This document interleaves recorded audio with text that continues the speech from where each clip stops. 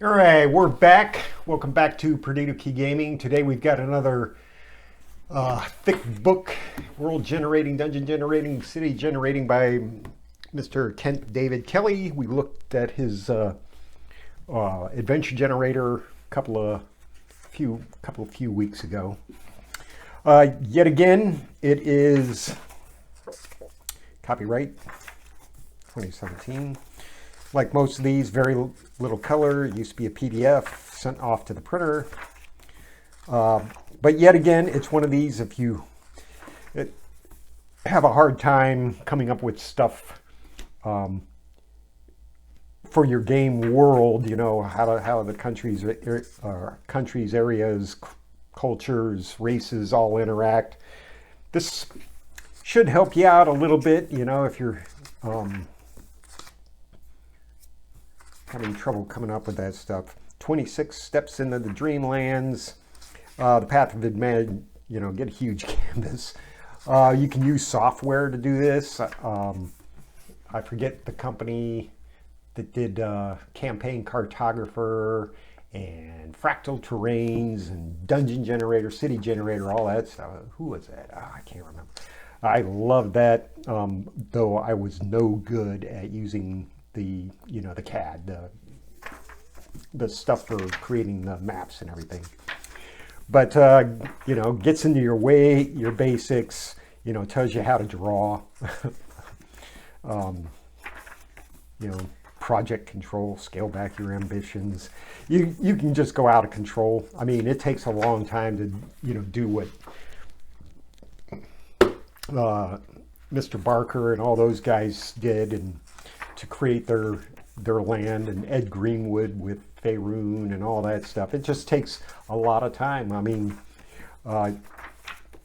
basically, you know, like you've seen in maybe some of my older videos, you know, I created a world using fractal terrains, kind of mapped it up, and you know, just no good at turning that big map into a small map, you know. So, you know, basically I'm using the software to kind of define the world and kind of draw out where the cultures are and everything like that, and then, you know, go from there. This does give you a lot of information about how to, you know, do your terrain and everything. Gives you some ideas. Now, of course, your world doesn't have to basically, you know, adhere to physics, I suppose, but there are some general ideas. But anyway, yeah, this is, I mean, this gives a lot of ideas. There's very little tables, as you can see. It just, it's talks about the mountains and what the, you know, it talks about the terrain and how it's kind of interacts and everything like that. You got finally got some tables here, fairy tale type stuff, but most people are going to want a lot of, you know, kind of variety. So, you know, sure, you can have a world where everybody's human, or everybody's elf, or everybody's a halfling, or something like that, or just a campaign full of dwarves. But this book is a lot less table heavy, but it does give you ideas of how to basically define your campaign area. But there you go. You can graph paper, hex paper, anything you like. I'm a big fan of the hex paper thing. I try to stick to, in my campaign, you know, kind of basic. All right, there's not going to be just rando varieties of humans in an area. There might be one or two or three, you know, because just like our planet Earth, with man populating Europe and everything like that, it basically, you know, there's going to be waves of humans coming into a certain area. Just like take the British Isles, for example. Probably, who knows how many civilizations finally showed up until you get, you know, Anglo-Norman type of deal, what's going on right now, right? So, I mean, you can have any number of different kinds of humans, but it's going to be kind of far in between. That the older the older civilizations are going to be holed up in one place and, you know, nobody ever comes in there. Nah, that's not how it works. Anyway, so that's just my, you know, if the humans are in one place, they're kind of all descended from one pool of people, you know, as it were. Anyway, so this one kind of gives you more ideas of how to, this book gives you more ultra detailed resources, you know, furs, hides, leather, you know, in case you just can't come up with anything, even names, you know, anglicized city and town names.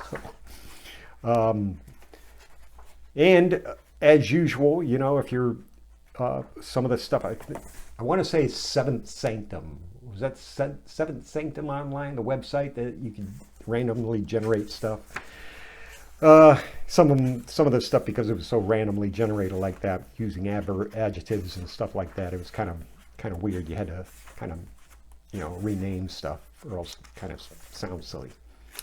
But there you go, demi-human population spreads.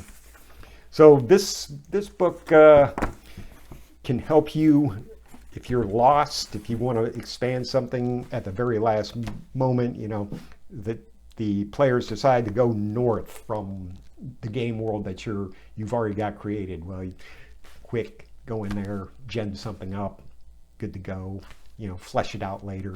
But that's what I think the best way to do stuff is start people out in one general area and then flesh it out from there. Okay, you know, just kind of, you know, use your imagination and spread out from the original area. You know, your original area may be enough to encompass, you know, 100 adventures for the group at the start, but, you know, eventually you're going to run out of stuff, and people tend to, I wonder what's over to the east. You know, and you have to keep expanding instead of just doing everything at once. I mean, yeah, that'd be great, but it's going to take you decades, I think, you know, unless you're a prolific Imagineer. Anyway, let me know what you think in the comments. Hit like, subscribe, and we'll see you the next time.